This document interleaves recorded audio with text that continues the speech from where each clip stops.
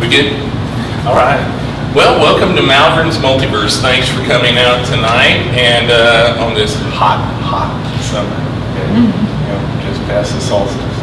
But we're here for Malvern's Multiverse with one of Malvern's favorite people, is Teresa Roberson. I have to spell your name when I do it, so it's Roberson. Yeah, I always pronounce it Roberson Yeah. to help people spell it, but a lot of my family says Roberson. Yeah, if you say Robertson, boy, I'm putting that to you. Exactly. Yeah. But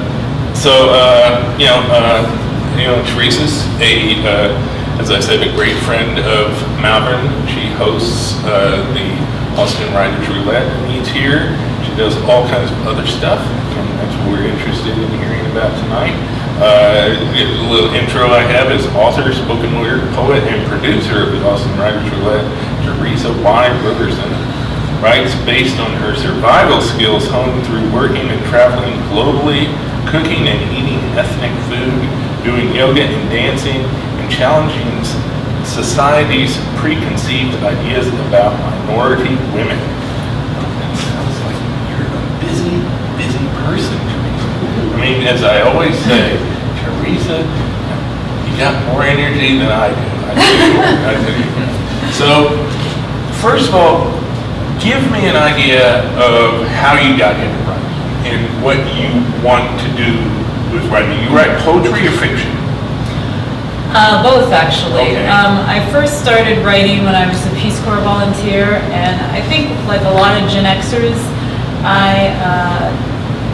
when I was in undergrad, I didn't want to get a real job, and I didn't want to go to grad school, so I chose Peace Corps, and a lot of us did that. Where'd you go? I went to Tanzania, which is in East Africa. Wow. And I packed some of the stupidest things to go because I had no idea. Yeah. But I took 12 legal pads with me because I knew even at that point that it would be important for me to remember absolutely everything in vivid detail. So I got in the habit of doing that. So you would write everyday kind of journaling, Yes. or would you do fiction stuff, or just kind of? At that point, it was everyday journaling. Okay. That really helped me paint a picture for it. I wrote long letters. Mhm. And this, you're talking about pre-internet. Yeah. So when I would write long letters, I would almost make some of my friends and family feel guilty because no one wrote letters even back then. It was all pick up the phone and call. Right. So they couldn't call me because I was living in the bush, and I would write them these long letters because I had the time to do it. It's amazing when you're not surrounded by time-saving devices that you actually have more time. Yeah. Because everything takes so much more time, and you don't have the expectations of getting a million things done in the time that you should have saved to do something really nice for yourself. You just pile more crap on. So you were in Tanzania, and while you were there or afterwards, you wrote a novel? It actually took me about 7 or 8 years, Wow. and Was that including the time in the Peace Corps? no, Did you start it was you after. did I that? was trying to remember, when did I first start Tribal One? I want to say that I was living in Denver, Colorado, Okay. and I worked on that novel in Egypt, Mexico, Honduras, and I finished it when I returned to the States. Wow. So you traveled around after you got out of the Peace Corps? Right, teaching.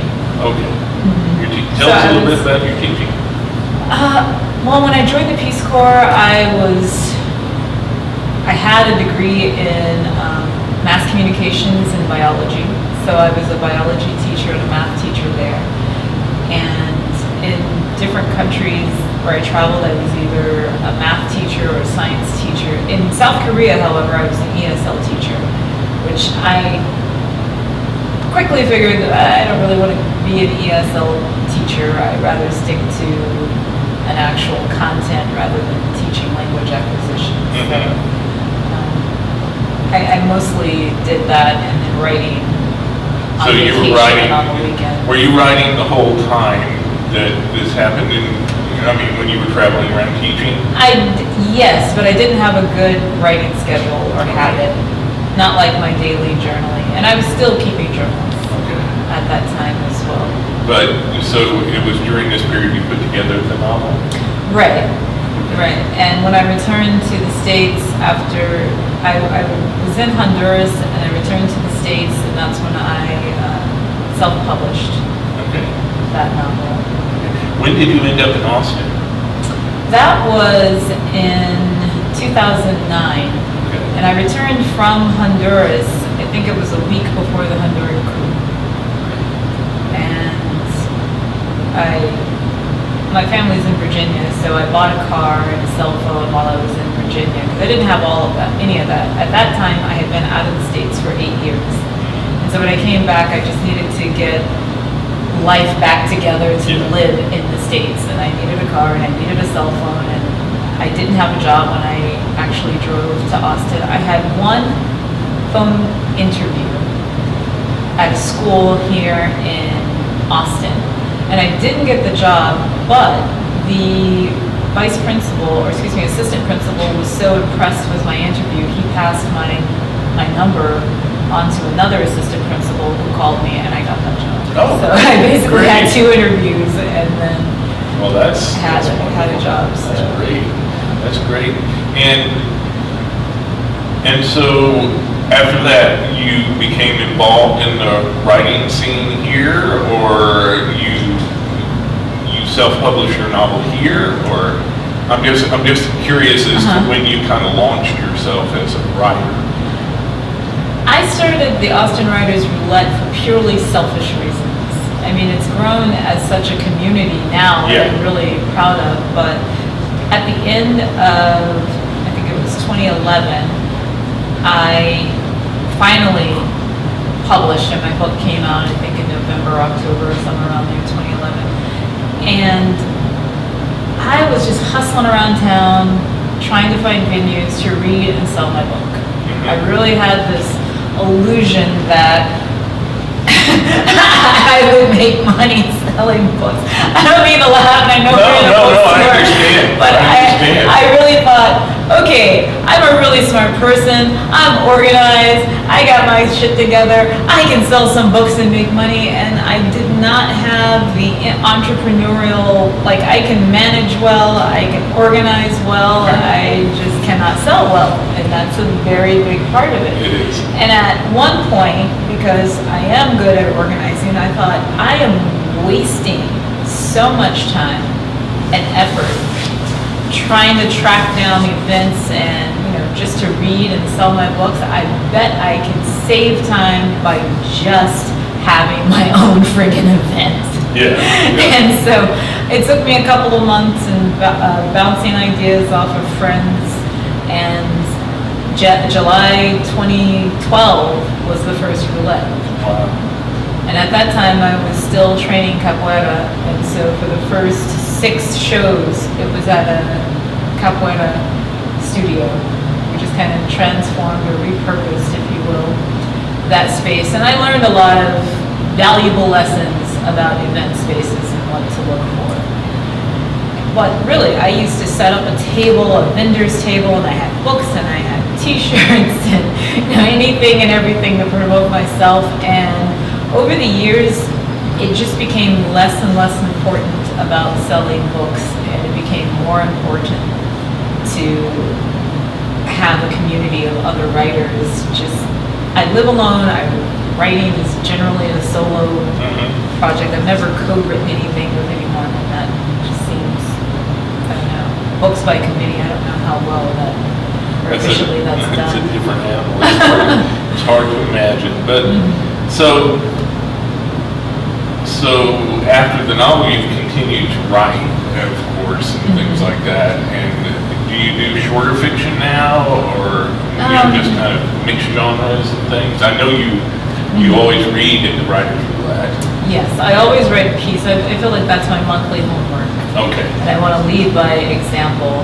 One of the things that was sort of frustrating in the beginning was when I would tell people, oh, you should come to the roulette and you should read, and here's the theme, and people would say, oh, I don't have anything written for that theme. And I would always think, write something for Yeah, them. exactly, Like if you exactly. want to do something, here's the prompt, write about it.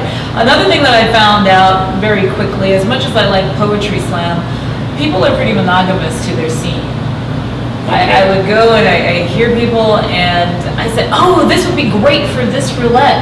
Well, they don't want to read on a poetry reading. They want to participate in the competitiveness of a slam. Yeah. So I stopped doing that. But one thing I really liked about being the producer of this event is that I always have business cards on me and I'm always ready at any event when I come across somebody who is, they don't see themselves maybe traditionally as being passionate and creative, or maybe they see themselves as passionate but perhaps not creative and certainly not a writer. And I said, if we are having a conversation right now, and you're very creative, and I know I'm not the only person who would love to hear this.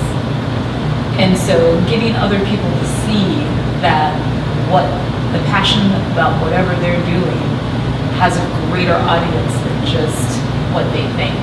I've had real estate agents on who have never done what they would consider spoken word or poetry or any of that, and have them speak about what they're doing because it fit a theme. Do you, I've always wondered, do you meet or something besides the event? Do you have like workshops or anything like that? Not that I organize. Yeah. Not that I organize. I go to art openings and other creative events. Okay. And like I Yeah, I was said, just I wondering always if have my roulette- business cards with Yeah, me. but I was wondering if roulette kind of set themselves up because as you said, you're very organized, but you seem so organized when you get here. It's like, you've gotten things really organized and outlined for you. I've been invited to be co-organizers of other things and I've turned it down. I don't want to spread myself too thin. Oh, I understand. Like anybody who's ever organized anything knows how much behind the scene things has to be done to keep things running. And it's almost, the first show that I ever did, July 2012, I was not part of the meetup group. And by the second show I was, because I thought, okay, here's something that by its very existence people join because they want to do activities. They just don't know what to do in Austin or whatever. So technically I have over 800 members. Yeah, I know. You have a core group that comes, but Right. then there are always some, I think they just like getting the emails. I have no idea. Yeah. They don't show up. They don't actually meet up to do this. I don't know. But it is a good place for people to find us. Great. And how do people who want to find you? You know, what I found to be the most effective thing is just when I'm at an event and I give them my card, it's the personal, face-to-face invitation. That is so memorable, and that's what brings people. I do have people who are adventurous who will join, and they immediately come to the next one, because our shows are just once a month. Right. So if you join So right basically, after... basically, they can come to a show and talk to you, and that's the way it starts? For some. Right. Some people hear me at other things, hear me read, and just like you introduced, they introduce me as the producer or organizer of this show, and they get my card. So. All right. So, would you like to read for us? I would, and I've got several selections. I don't know how much time you want. Probably 10, 15 minutes? Okay. Something like that. You want to just keep sitting? Are you comfy? Yes, I'm very comfortable here. Are you kidding me? All right, so the things that I selected here, I wanted to be a little nostalgic and read just a little bit of what started me writing. Okay. And so I just want to read an excerpt from my Peace Corps diary. So this is the 13th of November, 1992. Well, it's Friday the 13th in Arusha, Tanzania. I'm not superstitious, but other Peace Corps trainees brought that to my attention. Today's been pretty uneventful so far. The water's low, but the electricity is working, so I'm pleased. Today, a general who used to be the commissioner of Arusha came to talk to us, and as he entered the room, we stood and clapped. Not applause, but a slower type of clapping. This is how one shows respect for someone who's important. That was one of the interesting things that we did. We went over some of the do's and don'ts of Tanzania. Men can hold hands with one another, and women can hold hands with one another, but a man cannot hold a woman's hand in public. PDA is not acceptable. Tanzanians do not put their feet up on furniture, i.e. the coffee table when relaxing. And they would get very upset if one would sniff the food prior to eating it because it implies that the food is rotten. If one wishes to beckon a Tanzanian to come, then one should make a hand-clasping gesture that means hello in America. To use the index finger to beckon a Tanzanian would be insulting because that's how one beckons a dog. Then there's the rule about greeting someone before starting business. If you politely greet someone, whether he is a barkeeper or a street vendor, you're sure to get treated better than someone who just starts talking about what business they're about to do. And especially for us foreigners. If we attempt to speak Swahili, we'll get better treatment due to the fact that we're trying. It's amazing that it's only been 11 days since I've left home. I went through so many changes since I've been away. Of course, I'm still in the habit of an American. A noticeable change hasn't taken place yet. Unless I can't feel it. I'd probably be the same if I returned home now. I have no intention of leaving prematurely, however. I'm slowly making an adjustment to this new environment. I'm still uncomfortable with greeting everybody on the street, although I haven't had a privacy problem. I just go in my room and close the door. I try to remember that I have many weeks to get used to the language and customs. I've noticed I have sores on my fingers from where I was washing my clothes. Next time, I'm going to wear gloves. I don't care if the entire country laughs. I'm not rubbing my poor hands raw. And I'm definitely not washing those blue jeans again. Those son of a bitches are the most difficult things to wash. Although they look wonderful, I'll probably rarely wear them unless I have an impending house girl to wash them. So those are my priorities. Those are your priorities. Still a very 11 days in. 11 days in. and I look at that and I just laugh about how spoiled and naive I was at that point. Already saying for certain, I am not leaving early. I'm gonna tough this out. Just wear my gloves. All sorts of things like that are so easy to overlook, like you're saying, that, to come. And as I was reading it and making that gesture, it was uncomfortable for me. Yeah. Because I've lived in more cultures than that where that's a rude gesture. Yeah. I refer to one of my relatives. They asked me how big he was. Said like that, everybody started laughing. Right. That's how you say a Buddha is this tall, this big. A human being, they say, like a Christian. And it's rude to go this or this. Right. So I want to read the first chapter of Tribal 1, which was the whole reason in the beginning that I started the roulette. What? So. I'm glad you did. If a woman is still single at 35, then she's either going to start dating younger men or buy a vibrator. Salome Banks, single woman, 20-something. Life would be so much easier if I was not a gay man trapped in a black woman's body. At least it's a beautiful black woman's body. There's nothing mannish about it, which could be a source of power if I knew how to use it correctly. Instead, I keep trying to demonstrate my inner maleness. I'm assertive, independent, and to the point. The direct opposite of the dreamy-eyed virgin who's waiting for her Prince Charming to sweep her off her feet after slaying her dragons. For the record, I never lost my virginity. I know exactly where I put it. I slay my own dragons, which usually leaves a man dangling his sword in his hands, wondering where to stick it. Now, I'm not the type of woman who sits around with her girlfriends and male bashes.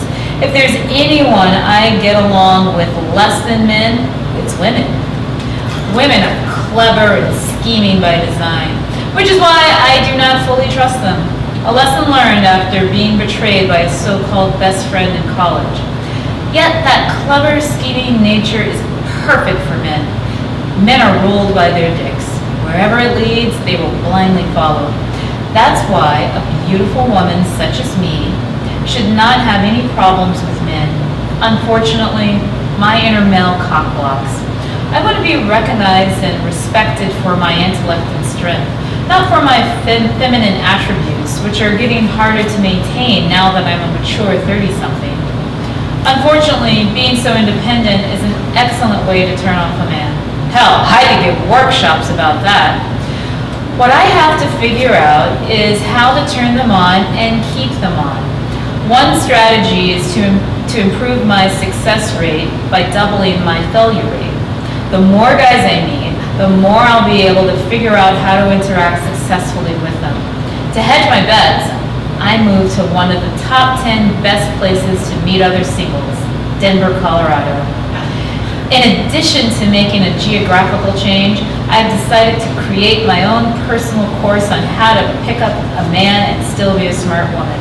The first step with any new endeavor is research. I set out to study other women to learn their approaches, tricks, and weapons. Wow. Wow, that's an independent woman. I love the way you put it, that the character is gorgeous, but the inner male is a cock block. Right, there's only so much that she can live up to what she feels to be the male expectation of what a heterosexual woman is. Yeah. So, yeah. And it's so funny because the book is this thick. Yeah, no. And so my mother, and my parents have never really read this book. Never. My mother looked at the back and she saw that first sentence and she's like, "What do you mean life would be so much easier if I were not a gay black man trapped in a black woman's body?" And I said, "Well, you gotta read the book," which of course she never did. And my father, I don't even know if he got that far. He just went like this, had the book in his hand and was waited, and he said, "You had all this to say?" So it really is humbling because, I don't have any children and it's just like, here's my firstborn child, and it's basically the equivalent of, wow, your child's really ugly. Hard. Wow, that's a thick book. And what do you mean by this? And it's like, well, Mom, that's a 80,000 word novel, so read more than That's it. 10 words. What does the novel mean? Read it. You see it in the back. Yeah. All right, so I have to stand up just briefly because during the roulette, I always encourage people to dress up, theme-based, because I always dress up. So this black dress, and I don't know if my mother thinks I'm in perpetual mourning, but she has bought me several black dresses. This is just one of several black dresses that are hanging in my closet now. And for this past Mother's Day, I believe the theme was minding another's business. Yeah. And I particularly chose that for Mother's Day because I think my mother is always in my business. I think, one, I'm the youngest. Second, I'm her child who's the farthest away, and she always wants me to move back and everything. So what I did was I made a pattern of like African American paper doll patterns, and I cut them out. And very soon on, I regretted cutting out 12, but once I start a project, I like to finish a project, and I hand sewed all these women on. And Wow. they fit with the theme that I read for this past Mother's Day. Now, it's interesting because people who've never gone to the roulette, they know that I'm the producer, and I've had a few people kind of say, in as PC as they could, "Oh, is this kind of like an African American reading? Is it all women?" And I always want to say, well, yeah, it's an African American reading because it's an African American producer. But at the same time, no, anybody can read as long as they're fitting the theme or whatever. And there's always this debate about, do we need a Black History Month? Why do we need Black History Month? And I always say, when I was in school, it was Black History Week. And somehow it evolved to Black History Month. And I think eventually it will no longer be a need for a Black History Month. But for right now, yeah, because there's a lot that people don't understand, and we're still playing catch up as far as integration into what American history is, what a facet of the American experiences. So for me, I don't wait until February to share, oh, this is my Black perspective. This is just my perspective. And I put it in my writing no matter what. And so another reason I chose this, not just because of my costume, but I chose this because it's indicative of the type of writing that I write. Even if it's not implicitly using the word Black or feminist or whatever, it's very indicative of my spoken word. So this is called The All-Knowing Mother. The t-shirts read, "A Black woman probably did it first." In the great tradition of shining a light on something we in the Black community have taken for granted, but the world now cannot live without, I present to you the following: the internet. I'm not saying that Black women invented the internet. I'm saying we were the original internet, especially my mother's generation and the Black women who came before them. Their network of knowledge passed from neighbor to neighbor, flowing from one generation to the next. If they didn't know the answer, they knew who could supply an accurate answer. News traveled so far and fast among the network of Black women that it took the male-dominated fields of science, math, and engineering centuries to approximate, match, and finally surpass the natural efficiency of the Black woman network. My foremothers never needed any fancy, cumbersome gadgetry to disseminate their wisdom as they went about their wifely, motherly, daughterly, womanly duties. We're always so bedazzled by the bells and whistles of electronic devices that we dismiss the greater foundational basis of wisdom, information, and entertainment. Sometimes mischaracterized as idle gossip, the network also provided social status long before friending, tweeting, or liking on social media platforms. Back when FaceTime actually implied interacting with someone face-to-face, and not showing your face meant you were either ashamed or told not to be present in a space or event, as in, you better not show your face here again. If someone defied that warning, they got a, "you got a lot of nerve showing your face in here" reaction. Ever needed a recipe, home remedy, natural cleaning product, hair product, or know who has been born, graduated, married, divorced, diagnosed, died, moved away, moved back, moved on, or just updated on how your great uncle's youngest daughter's husband's grandmother fared in her recent hip replacement? Because remember I told you she had the first one done 2 years ago? Then ask a member of the Black Woman Network. Depending upon the age of the participating Black women, their depth of knowledge reflects the collective richness and wisdom. And make no mistake, they've seen it all and heard it all. And in their combined experience, they've done it all. We may laugh at the refusal of older Black women to abandon outdated technology and upgrade to modern conveniences that younger generations cannot live without. But nothing's really new under the sun.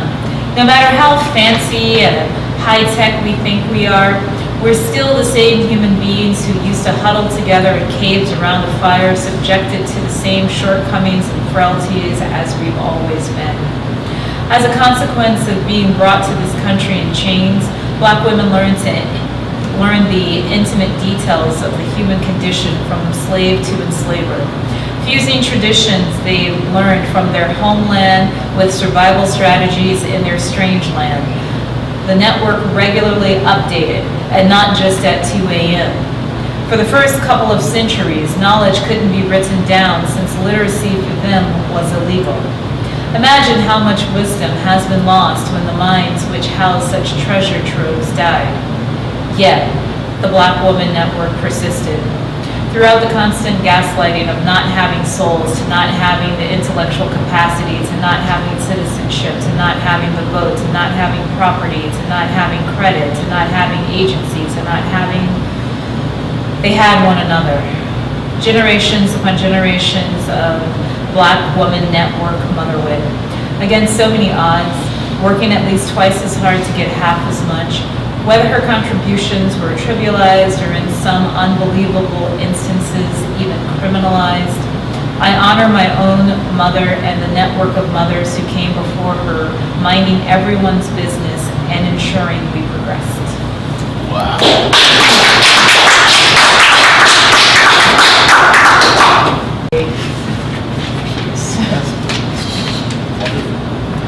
So another writing friend of mine who wasn't able to attend the roulette but watched the video. And thank you so much for being a who videotapes everything. He said, you know, that Black Woman Network sounds like a great book idea. And I said, yeah, it does, doesn't it? there's always more ideas than I have the time to even pursue, which is why it takes me years to write a book. Oh, right. Just absolute years, because I don't quite seem to know how to just do one project at a time. I'm always juggling too many, perhaps because I don't have children, I don't know. There's a lot going on.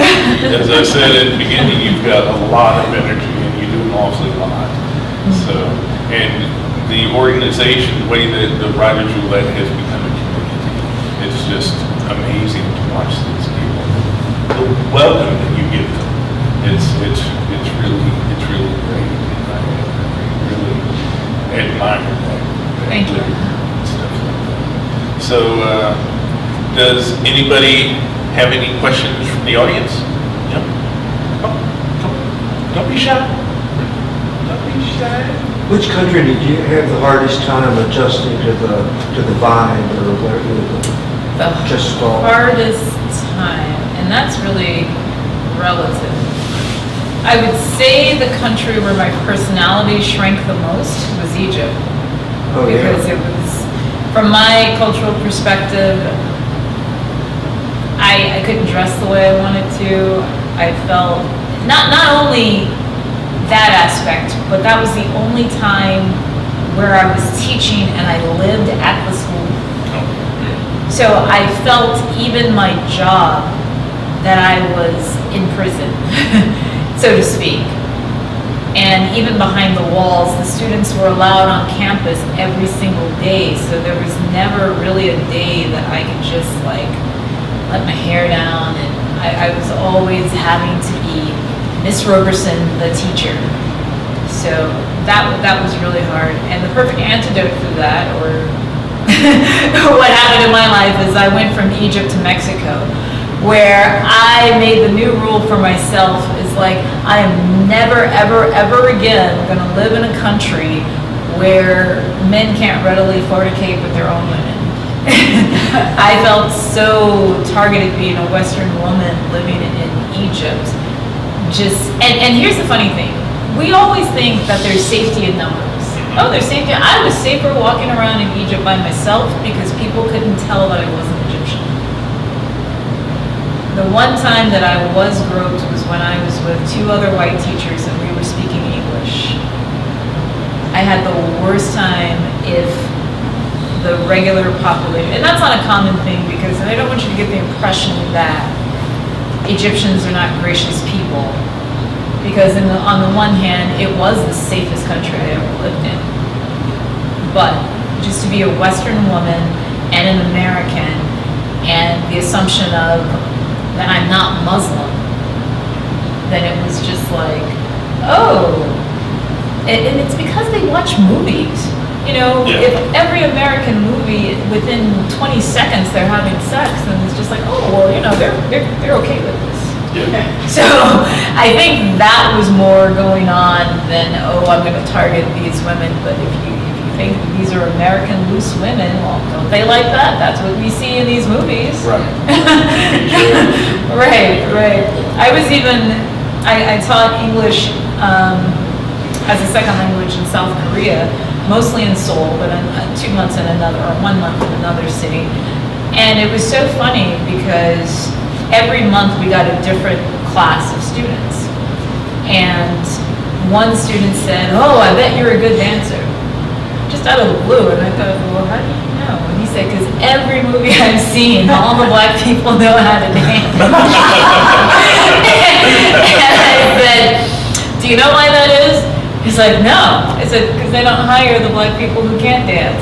And the whole class just went, you know, and they started speaking Korean. I was like, "Come on, English." But yeah, that was, again, movies. Yeah, So it's been a plus and a minus. But I would say if my personality shrank in Egypt, it really bounced back in Mexico. Because that was the culture where, and I didn't even know how much I had shrank until I went to Mexico and I was having orientation at the beginning of the school year. And one of my Mexican co-workers said, "Oh, I got so drunk at that party." And I was like, "Oh, somebody getting drunk?" And it's like, "Teresa, calm down. You're an American." You know, but 2 years living in a country where you can only get alcohol, seriously, at major hotels, or if you brought it in and you bought it at customs, like duty-free shops. And we all knew the rule. It's like, okay, I'm getting my 2 bottles, which is why most of the time I went on vacation. It was okay. I want a bottle of alcohol. That's part of the souvenir or the vacationing experience. And plus, I mean, when you're living in Egypt and just across the Mediterranean is Greece and Italy and, you know, you just got the proximity. Or maybe I'll live in a different part of the world again, but right there, just proximity. It's like I'm going to see all the ruins that I can in Egypt. Egypt has 2 of the 7 wonders of the ancient world, the lighthouse and also the pyramids. And so I went diving to see the lighthouse because it's still there. And of course I saw the pyramids. So a lot of beautiful things. Yes.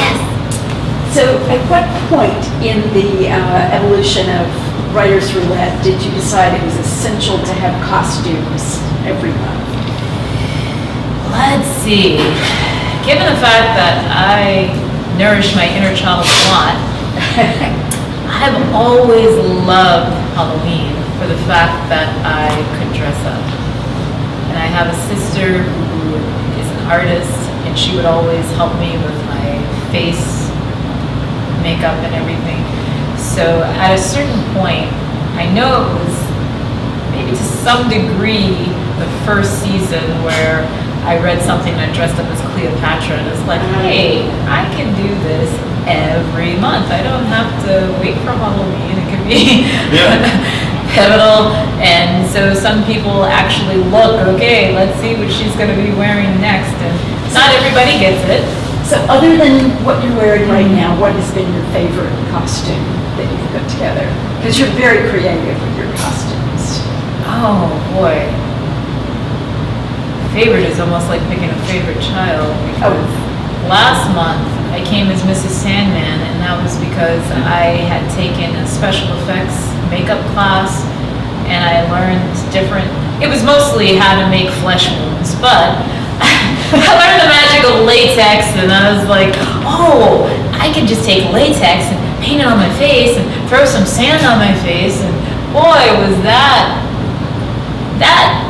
was more than what I bargained for, really, because I loved going out on my balcony and painting my face with liquid latex, and the whole putting it on my face is like, I'm not going to just throw it. So I had to lean over the balcony and do this, and hold my nose and all that, and then as much as I could shake everything off, I'm still technically in public, so I couldn't really, basically I had a lot of sand in my bra.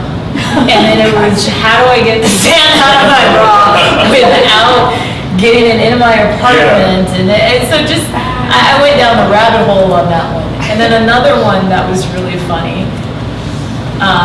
I think the ones that I like the most are probably the ones I complain about the most putting together, because it's just like taken so long, and it's an adventure really. And I always write out making of a certain costume, because it's like, okay, this has taken so long. It's an adventure in and of itself, and that's not even what my piece is about. But I had one where I was a chameleon, and I repurposed some green pants and a green towel, and I had polyfill, and that one took much longer than I thought that it should have. And then when I came here, everybody's like, oh, what are you? I was like, are you kidding me? I'm a chameleon, damn it. I know how many hours I worked on this stupid thing, and you don't know what I am. So that was fun too. Or how about the one where I had to put that 1,000-piece puzzle together? Oh, yeah. You remember that one? I think you were here for that, because I guess like I can never put this puzzle together. I don't even remember honestly what piece I wrote for why I felt I had to have the puzzle. I think it had to do something with jigsaw. I usually get inspiration from a phrase that's in my piece, and it's like, wow, I said jigsaw maybe once in this piece, and now I'm putting together at a fever pitch a puzzle. And none of my friends could even come over. Everybody was busy. It's like, you know what, put together a jigsaw puzzle. And I hot glued it and put it all together. Oh, and I was also banking on the fact that every piece was there, because I bought the jigsaw puzzle at a Goodwill, which is like I go in my closet and repurpose old clothes, and I go to Goodwill to also repurpose old clothes and put it together to make costumes. I very rarely rent costumes. But I will for next month. I was just like, I'm just not putting this costume together. No. Oh, so how much is the character in the book based on you? You know, it's a collection of just things that me and my girlfriends have complained about. And it's so funny because people who read the book, I did once upon a time live in Denver, and one friend who knew me when I lived in Denver, she's like, I don't remember you dating that guy. I said, you realize this is a fiction? None of this has actually happened, but I chose the locations because world building is really hard. Yeah. And just so many months of I've never married, so I don't know why I said months, but so many years of the dating scene and just listening to my friends complain about guys and, you know, scheming and drinking, and we're all just bitching about men. And it's like, I'm going to put this in a book. And it's so much easier to put it all first person and this one woman going through this adventure. So she basically represents a lot of different stories. So all your friends kind of combine. Yeah, the things that we've complained about. I do have this one, again, I don't know how I got this idea, probably just all of us complaining, but I got a group of female capoeistras, you know capoeira? Yeah. Brazilian martial arts. We all went to a bar once, and I interviewed them about the pros and cons of fellatio. And I wrote a piece about it, how men blow fellatio. So I brought that too. I don't know if you want me to. That's one of my. We're kind of running short on But you know what? It's so funny because I've read that piece to different audiences, and there are places where I know kind of, okay, wait, because this is, you know, people are going to laugh at this part. Yeah.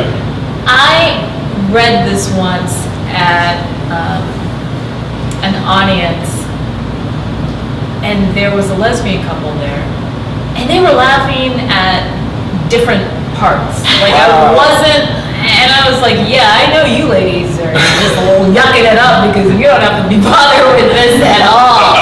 And then I've always had men come up and say, hey, have you published that anywhere? So it is informative. I'm sure it is. I should say. So I like doing that too. So my shorter pieces tend to be nonfiction, but my novels are fiction. So to answer your question. Thank you very much, Teresa. It's been Thank wonderful you. talking to you. It's wonderful having you here once a month at Writers Roulette. And as I say, you're one of Malvern Luke's favorite people. Thank you.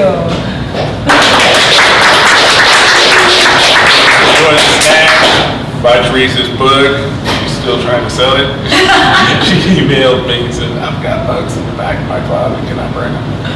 I actually asked her if you did. So I was very happy. And we'll keep a couple on the shelf.